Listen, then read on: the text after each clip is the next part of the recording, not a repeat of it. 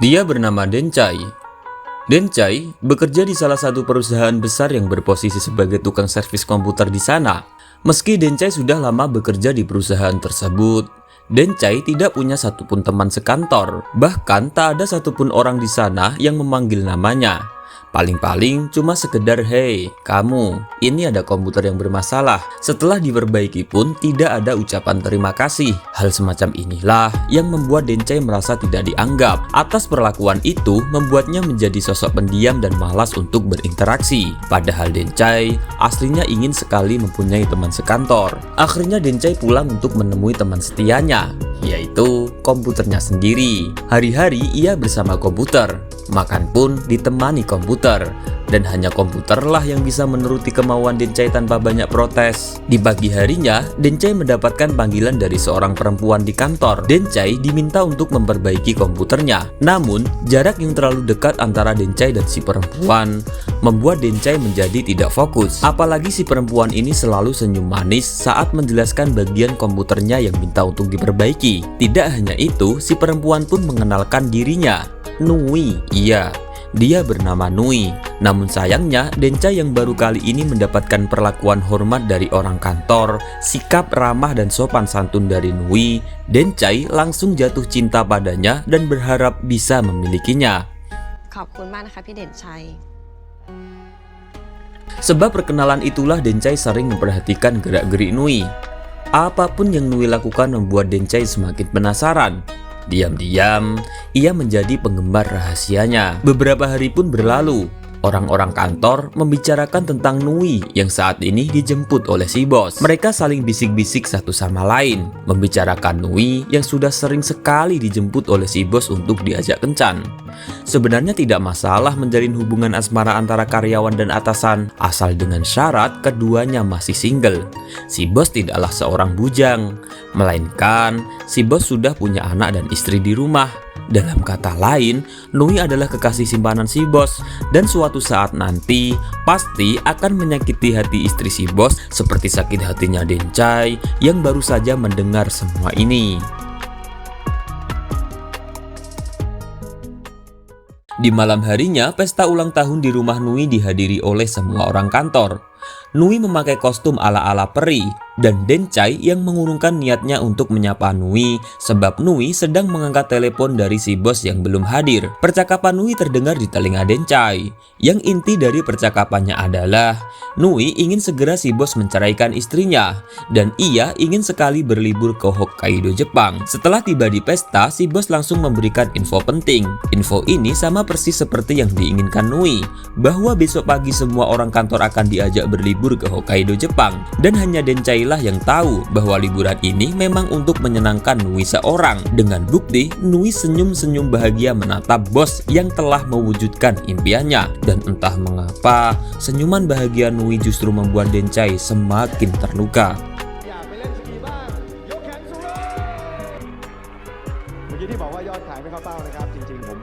Setelah sampai di Hokkaido, Jepang, semua orang bersenang-senang mengabadikan liburan bersama dengan cara foto bersama. Lalu mereka mencoba berbagai wahana di sana, dan Dencai yang masih dengan muka datarnya diam-diam mengawasi kemesraan Nui dan si bos dari kejauhan. Nui mengajak si bos untuk bergabung bersama karyawan yang lain, tapi si bos menolak. Nui kecewa. Si bos peka kalau Nui kecewa, lalu menghibur Nui bahwa setelah kita pulang dari sini, si bos benar-benar akan segera menceraikan istrinya. Nui pun hanyut dalam janji manis itu yang membuatnya tidak lagi cemberut. Lalu keduanya mencoba bermain ski. Nui yang memang tidak ahli harus terperosot jatuh dan membuat Dencai tertarik untuk menolongnya. Tapi tiba-tiba datang si bos yang memakai outfit sama persis dengan Dencai yang membuat Nui kebingungan. Uluran tangan siapa yang akan saya genggam? Kata Nui di dalam hati. Ada hal unik di sana. Ini adalah lonceng cinta. Konon katanya, siapapun yang membunyikan lonceng ini dan berdoa dengan khusyuk dan isi doanya perihal cinta, maka akan terwujudkan. Spontan, hal ini membuat Dencai langsung berdoa dengan harapan bisa menjadi pacarnya Nui walaupun hanya 1 hari. 1 hari saja loh. Bukti bahwa perasaan Dencai kepada Nui bukanlah main-main. Adegan pun berfokus pada Dencai yang sudah berada di dalam lift. Dan di sana terlihat Nui yang kebetulan ingin masuk juga. Tapi sebab ada Dencai, Nui mengurungkan niatnya dan memilih kembali ke kamar dengan alasan ada barangnya yang ketinggalan. Padahal ini hanyalah omong kosong agar Nui tidak satu lift dengan Dencai supaya tidak menyakiti hati si bos. Setelah tiba di lantai bawah, terlihat ramai orang-orang kantor yang bersiap akan pergi ke pesta salju. Dan si bos nampaknya kaget dengan kedatangan istri dan anaknya secara tiba-tiba. Dencai mengamati lift yang ternyata yang keluar bukanlah Nui. Lalu Dencai mendongakkan kepalanya ke atas dan melihat Nui di sana. Nui mengamati keakraban si bos dengan keluarganya. Lalu Nui memalingkan muka sebab kehadiran istri dan anak si bos membuatnya terluka-luka. Dan akhirnya semua orang pun pergi ke festival salju, kecuali Nui yang sengaja tidak ikut dengan berpura-pura merasa kurang enak badan. Si bos yang terlihat bahagia bersama istrinya membuat orang-orang di sekitar kembali membicarakan tentang perselingkuhan Nui yang secara tidak langsung akan menghancurkan keharmonisan keluarga si bos. Setelah festival selesai, semuanya kembali ke apartemen guna makan siang, di mana saat ini Dencai masih mengawasi sekitar. Dencai mencari keberadaan Nui, barangkali mau untuk ikut makan siang bersama. Dan tak lama Nui pun nampak berbicara dengan orang di sana yang memintanya untuk duduk di kursi lain agak jauhan dengan tempat duduk si bos. Lalu salah satu karyawan bertanya pada istri si bos mengenai apakah besok saat si istri dan anak pulang akan sendirian seperti saat mereka berangkat ke sini atau akan mengajak si bos pulang. Istri si bos pun menjawab dengan ramah bahwa ia dan anaknya datang ke sini memang sengaja untuk menjemput suaminya. Si istri ingin mengajak berlibur ke Korea untuk merayakan kehamilan yang baru saja ia ketahui setelah pemeriksaan selama suaminya berlibur di Jepang. Si bos pun entah beneran bahagia atau hanya berpura-pura.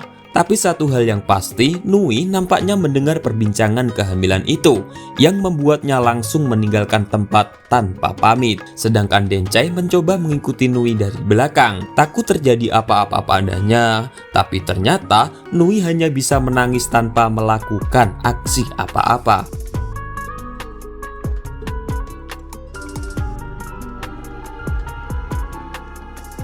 Setelah pagi datang, Dencai bersiap pulang bareng rombongan. Sedangkan si bos menggunakan mobil pribadinya bersama keluarganya. Namun ia tidak melihat Nui ada di antara mereka semua. Lalu Dencai kembali ke atas untuk mencari Nui yang ternyata sedang melamun sendirian dan tidak berniat untuk kembali pulang. Akhirnya Dencai memutuskan tidak ikut pulang.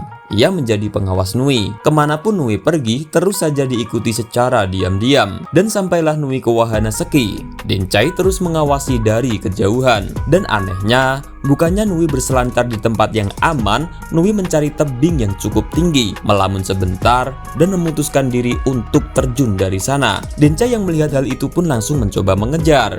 Dencai terjatuh dan membuat kacamatanya patah. Namun Nui sudah menghilang dari sana. Tidak terlihat di mana Nui berada. Kemudian Dencai menghubungi tim SAR dan dilakukanlah pencarian hingga malam. Yang akhirnya Dencai cukup bahagia setelah tahu bahwa Nui telah ditemukan dalam keadaan masih bernyawa dan diiringi lonceng cinta yang berdenting ting ting ting ting terkena hembusan angin.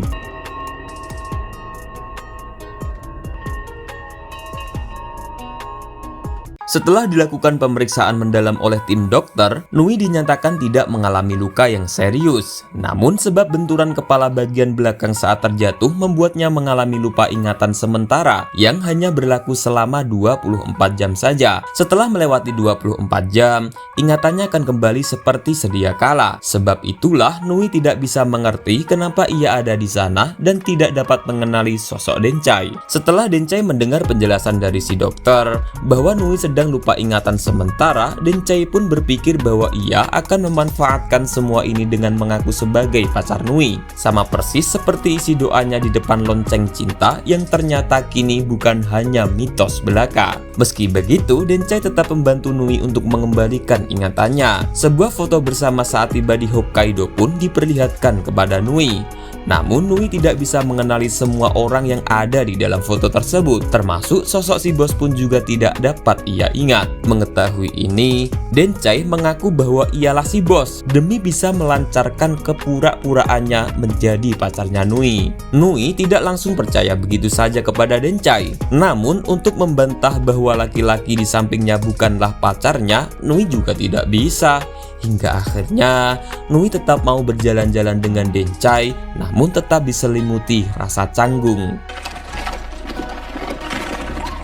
Dan ya, Dencai malah mendapatkan omelan dari Nui setelah ia secara tidak sengaja menjatuhkan barang di toko. Bahkan saat di jalan pun Nui tetap saja marah dan mengatakan bahwa dengan mengidap amnesia saja sudah cukup membuatnya menderita, apalagi harus memiliki seorang pacar seperti Dencai.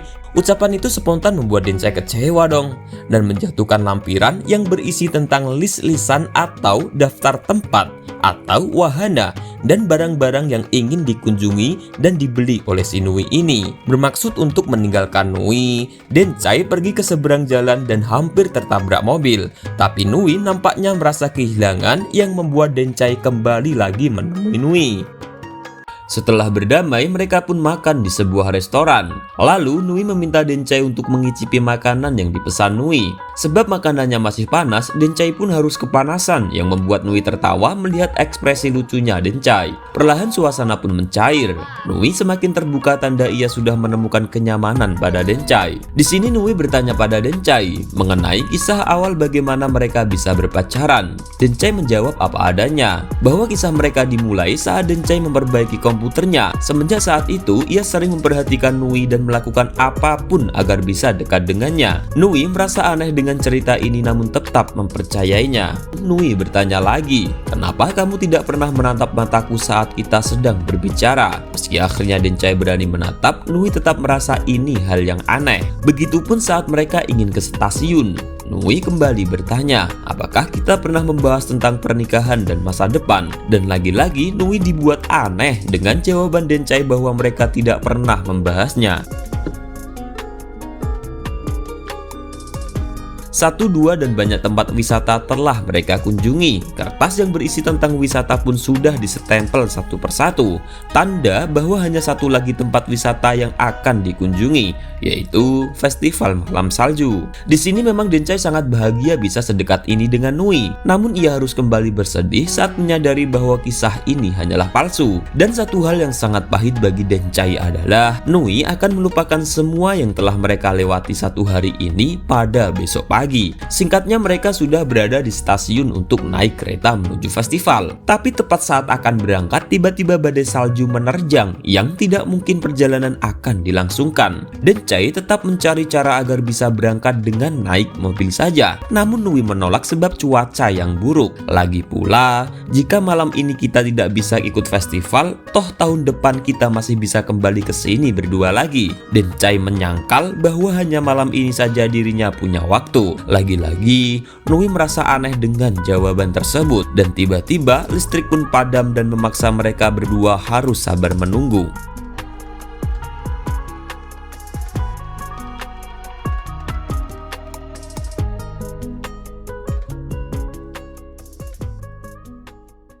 Setelah listrik kembali nyala, akhirnya mereka berdua bisa naik kereta. Lalu mampir ke supermarket demi bisa memberikan hadiah boneka mini yang selama ini dicari Nui. Kemudian mereka sampai di festival salju. Dalam kesempatan inilah Dencai bisa menggandeng tangan Nui selayaknya sepasang kekasih. Nui hanyut dalam kenyamanan ini dan melupakan keanehan Dencai selama di perjalanan tadi. Nui merasa bimbang dengan apa yang ia rasakan. Antara ini memang rasa nyaman atau awal dari kehancuran.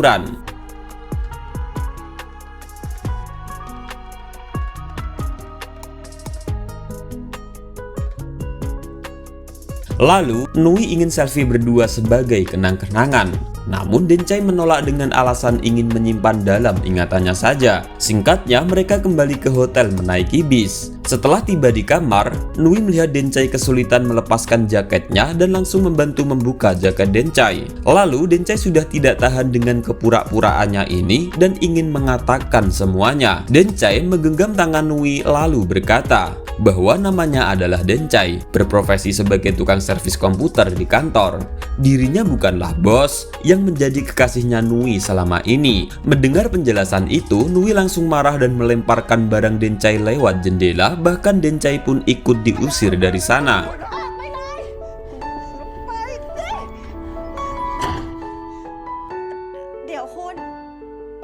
Marah, benci, dan perasaan terlanjur nyaman kini menyelimuti hatinya. Lalu ia kembali menemui Dencai dan bertanya, apakah diriku ini kekasih simpanan si bos? Awalnya Dencai hanya diam. Lalu Nui melempar bola salju sehingga Dencai mau berkata jujur. Di sini Nui hanya mampu mengingat nama si bos tapi tidak bisa mengingat wajahnya dengan jelas. Kemudian Nui mengingat kecelakaan yang ia alami, bahwa itu memang disengaja karena ia sedang patah hati dan ingin bunuh diri. Dencai menjawab bahwa cinta dapat membuat manusia melakukan hal bodoh, seperti apa yang dilakukan Nui demi si bos dan seperti apa yang dilakukan Dencai pada Nui. Nui pun menangis dan ditenangkan Dencai dengan sebuah pelukan hangat.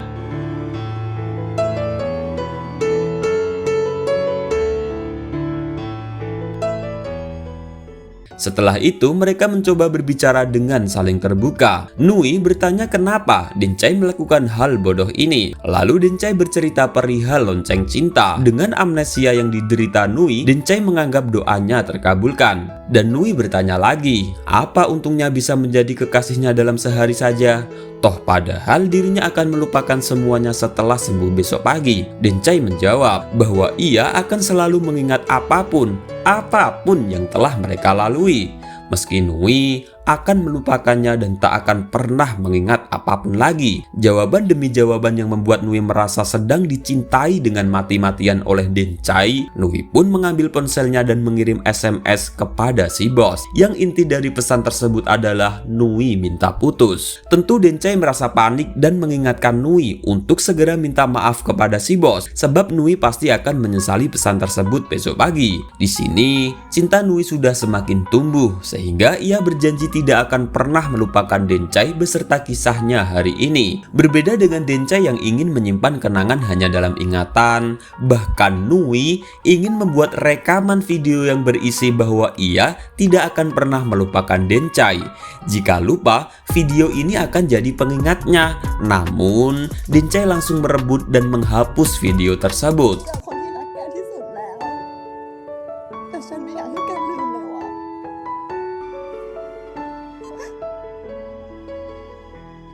Malam pun semakin pagi, mereka berdua duduk di sofa yang diarahkan keluar jendela. Nui ngotot tidak mau tidur agar tidak bisa lupa. Dencai membujuknya dan mengelus rambut Nui hingga Nui pun terlelap. Lalu Dencai memindahkannya ke atas ranjang dan menutupnya dengan selimut. Setelah itu Dencai pergi entah kemana.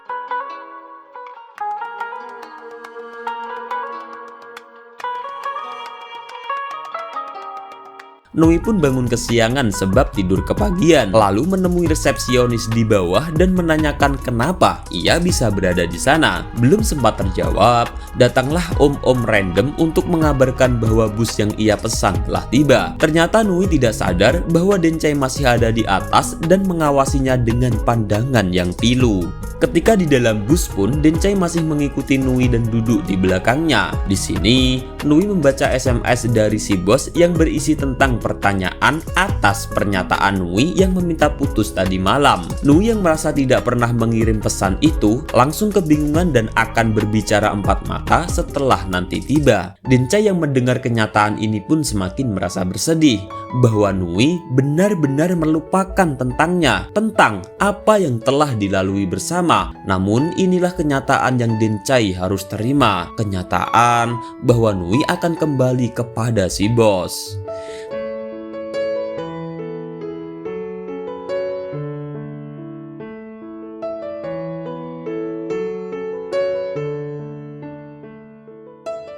Setelah kembali bekerja, Nui membuka tasnya dan alangkah terkejutnya ketika melihat kertas daftar wisatanya sudah terpenuhi setempel, padahal ia belum pernah ke sana. Dan satu lagi, ada boneka mungil yang selama ini ingin ia koleksi ada di sana juga. Lalu teman Nui ingin melihat fotonya selama di Jepang, namun Nui tidak memiliki kabel data. Lalu Nui meminjam ke kantor komputer dan bertemu dengan orang di sana dan menyuruh Nui untuk mengambil kabel data di meja Dencai. Orang gendut ini berkata bahwa selama Dencai keluar dari perusahaan ini, pekerjaannya semakin menumpuk. Namun Nui tidak merespon apapun dan kembali ke ruangannya setelah mendapatkan apa yang ia cari. Foto demi foto telah mereka berdua lihat, sampailah pada sebuah video yang membuat Nui kebingungan. Ia merasa tidak pernah ke festival salju dan jaket yang ia kenakan bukanlah miliknya sendiri. Kemudian air matanya tiba-tiba menetes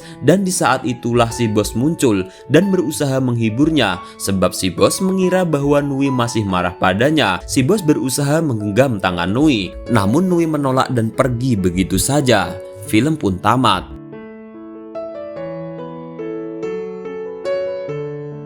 Bagi yang belum memahami ending dari film ini, jadi selama Nui mengalami amnesia dan berjalan-jalan dengan Dencai, Dencai selalu menolak untuk diajak foto selfie dan bahkan menghapus video pengingat yang dibuat oleh Nui. Ternyata alasannya adalah agar setelah sadar Nui bisa benar-benar kembali dan bisa melupakan semuanya yang telah mereka lewati bersama. Dan Nui bisa kembali bersama si bos seperti sedia kala. Namun ingatan bawah sadar Nui selama amnesia ternyata malah berhasil mengingat dan flashback kejadian-kejadian romantis, kenyamanan, pengorbanan Dencai yang tidak terekam kamera namun tersimpan rapi di dalam ingatannya saja. Dan berkat jejak peninggalan Dencai seperti kertas daftar wisata, boneka mungil, dan video di malam festival salju membuat Nui kembali mengingatnya. Kini Dencai telah pergi dan Nui tidak tahu harus kemana lagi mencari sosok kenyamanan yang telah pergi itu. Kesimpulannya, pengorbanan secara gila-gilaan terkadang harus dilakukan demi mendapatkan seseorang yang membuat kita tergila-gila. Wassalam.